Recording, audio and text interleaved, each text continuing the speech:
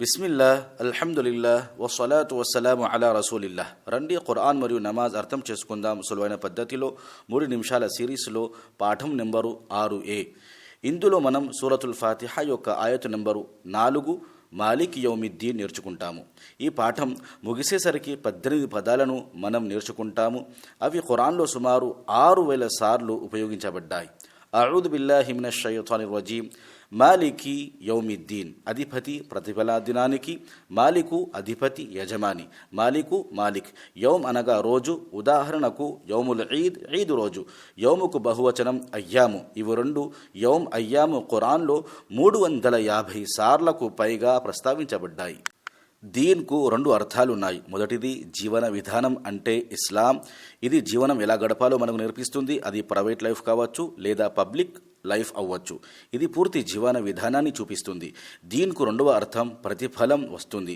మాలిక్ యౌమిద్దీన్ అనగా ప్రతిఫల దినానికి అధిపతి. విద్యార్థులకు పూర్తి విద్యా సంవత్సరంలో రిజల్ట్ రోజు అత్యంత ప్రధానమైనది.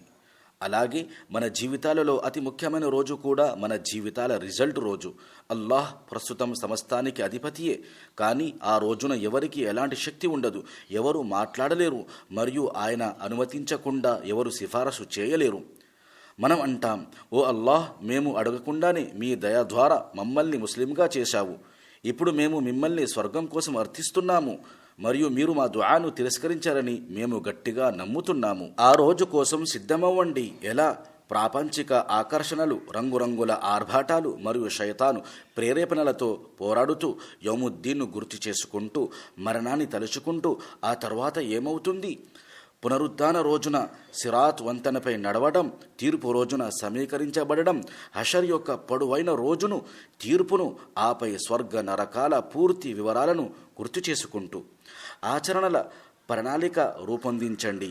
నమాజ్, ఖురాను పారాయణం, ప్రేమతో, స్మరణతో, తౌబా మరియు ఇస్తిగ్ఫార్ అనగా క్షమించమని ప్రాధేయపడటం.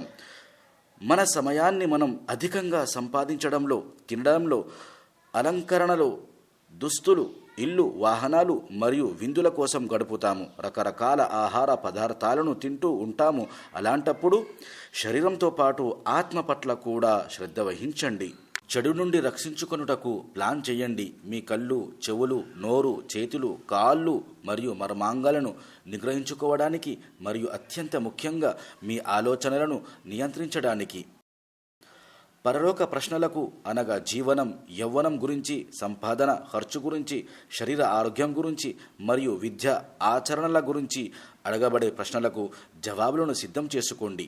ఆ రోజున నా పుణ్య కార్యాలను ఇతరులు దోచుకోకుండా జాగ్రత్త వహించాలి. అందుకోసం చాడీలు, అభియోగాలు, దూషణ, లంచం, దొంగతనం, దౌర్జన్యం వంటి వాటికి దూరంగా ఉండటానికి ప్లాన్ చేసుకోండి. శరీరారోగ్యం కోసం ప్లాన్ చేయండి. సమయానికి మంచి ఎక్సర్సైజ్, పౌష్టిక ఆహారం తీసుకోవడం, తక్కువ తినడం, సమయాన్ని, ఆరోగ్యాన్ని సద్వినియోగం చేసుకోవడం, సమయానికి నిద్రించడం వంటివి. పరలోకాన్ని ఎల్లప్పుడూ దృష్టిలో ఉంచుకోవడం. జజాకుముల్లాహు ఖైర్. వస్సలాము అలైకుం వరహ్మతుల్లాహి వబరకాతు.